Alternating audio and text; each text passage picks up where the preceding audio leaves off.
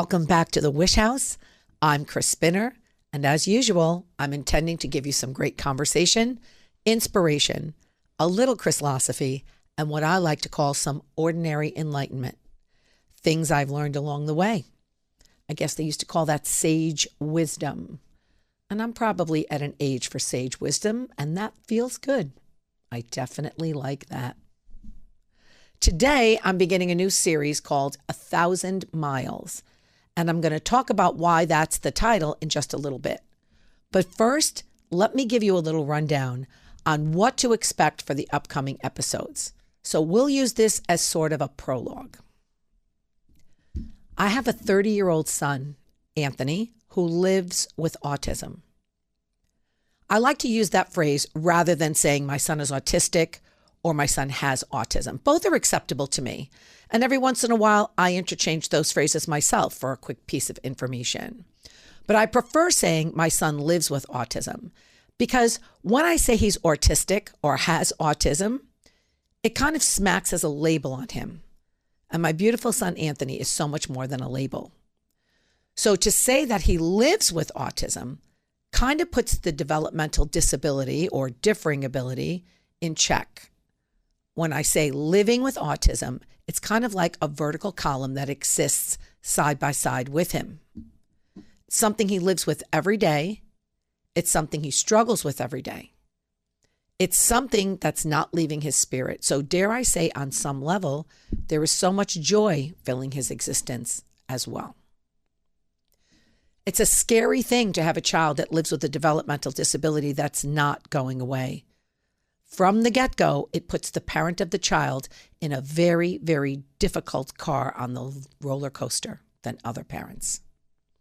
The most important difference being that when your child is profoundly disabled, you live with the thought that if everything goes in the natural order, there will be a time that you won't be here for them. It's something I've had to learn to cope with and to manage. It's the single most scary thing for me. But better to address that truth nugget before we begin, even though I didn't want to start with kind of a heavy and scary thought. But I think we're ready now to begin our 1,000 miles. So what am I intending to convey in this series? Well, I see it in three big ideas in no particular order.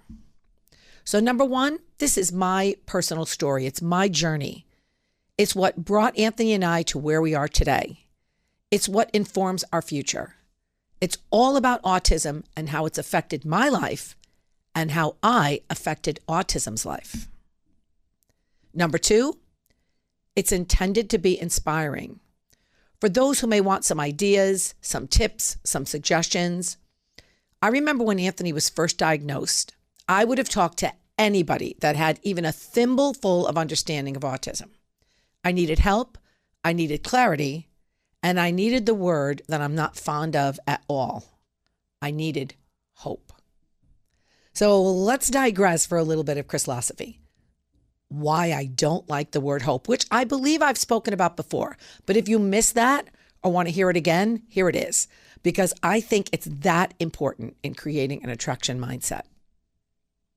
So 90% of the time, when I hear someone use the word hope, it doesn't feel like words of strength.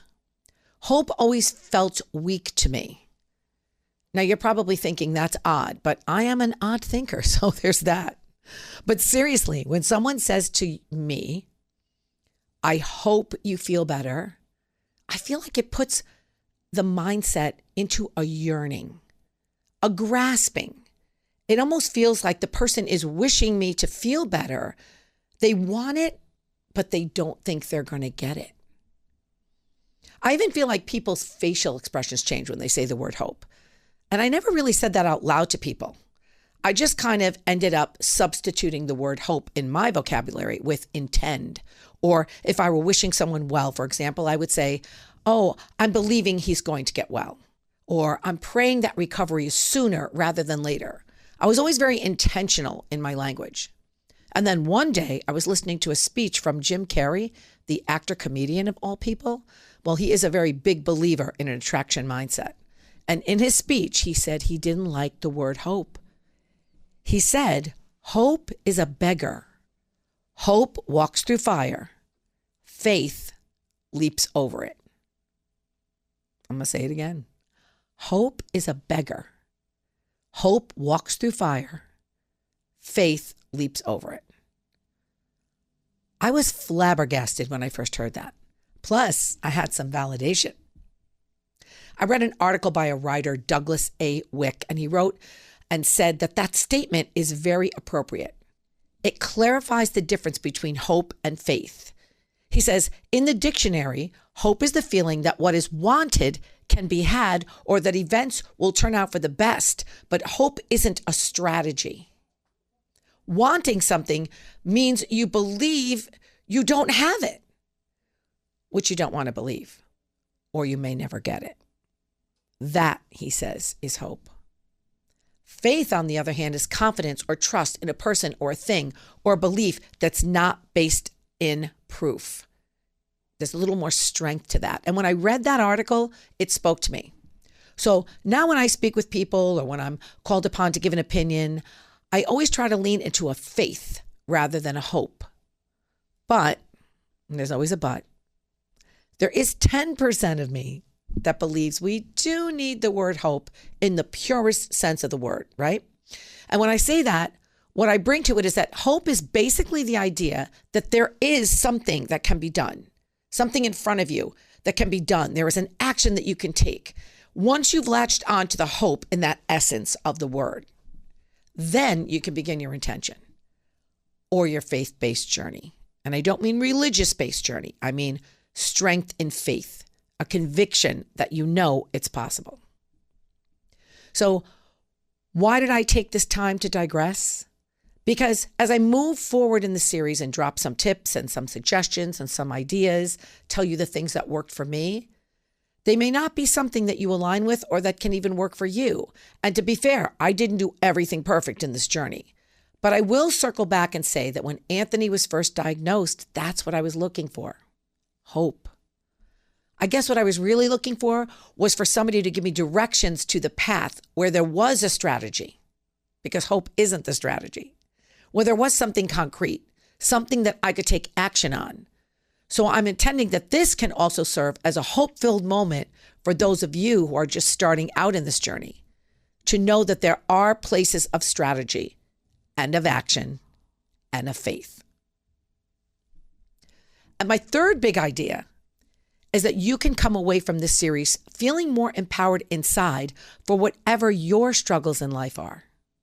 My story can be a reminder that whatever rainstorms you're in and whatever problems have befallen you, whatever rut you currently find yourself in, that you can find some truth to power in my story that can influence you to find joy and gratitude in your present situation.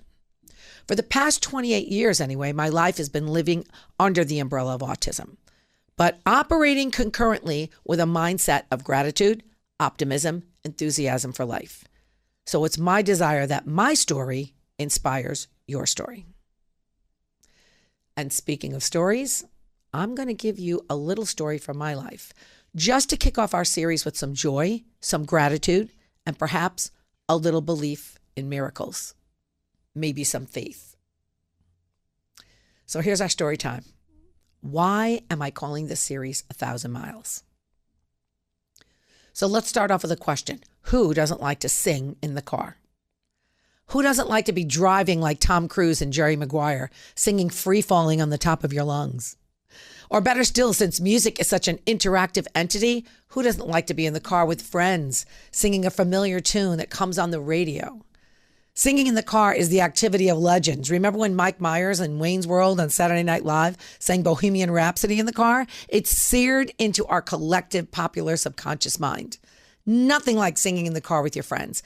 And then there'll come a point where there's nothing like singing in the car with your kids. When I was first married, before Anthony was born, I was in the car with my nieces and nephews and my sister-in-laws one day. And we were all singing along to Whitney Houston's I'm Every Woman. I remember the kids were small, but they had a good amount of the words, and they were singing along very enthusiastically with us moms. And I remember thinking in that moment, I can't wait to have kids and be doing that very same thing. But Anthony had autism, and his language was not a thing until he was close to 5 years old. A lot of babble, a lot of parroting videos or scripting, as I eventually learned to call it. But he didn't have a sense of communication or conversation as an activity of pleasure. And so early on in Anthony's young years, I was secretly giving up on my dream of singing with Anthony in the car. I'm a musician, so Anthony was exposed to so much music of so many different genres, which proved to be a wonderful thing for him as he developed. But suffice to say, there was always music, and I'm a pop girly, so there was lots of pop music. And somewhere around the age of 5, Vanessa Carlton released a song called 1,000 Miles. That was a staple in the Chris household. And the video, too. It was such a cool visual. Anthony loved that video. Do you remember? She was playing the grand piano, and she was flying all over and traveling down all of these different locations and all around the world, and then ended up back in her garage, flying down the streets with the infectious melody of that song. One day when Anthony was around 5, we were on the Taconic Parkway. We were on our way home from getting my car serviced. Anthony was in the back seat, and 1,000 Miles came on the radio. We were still listening to the radio in those days for a lot of our music. And the familiar piano intro began, and then Vanessa burst into the first lines. Making my way downtown, walking fast, faces pass, and I'm homebound. Staring blankly ahead, just making my way, making a way through the crowd. But that's not what I heard. From somewhere that I quickly realized was the back seat, I heard, and I'll try to give it my best imitation. Making my way downtown, walking fast, pairs of pass, a homebound. Stand back ahead, making my way, the crowd. I didn't know what that was at first. I thought something was wrong with the radio, like we were getting some sort of mixed signal. It took me up to the chorus before I realized Anthony was singing the actual lyrics to the song from the back seat of the car. If I could fall into the sky, do you think time would pass me by? 'Cause you know I'd walk 1,000 miles if I could just see you tonight. I was crying and screaming at the same time. Like I thought I scared the life out of my kid, but he was laughing, and I could see his reaction in the rearview mirror. For the rest of the ride home, we sang that song together. His language was choppy, but he was on pitch. All the way to the end, with the only word being almost 100% clear was the word tonight. Because at the end of the chorus, she says, if I could see you, and then there's a pause, and she says, tonight. And that seemed easier for Anthony to zero in on. And the rest is Chris and Anthony history. The beginnings of a personal mommy dream coming true. Dare I say, a miracle. And 25 years later, we are still the undisputed champs of car singing.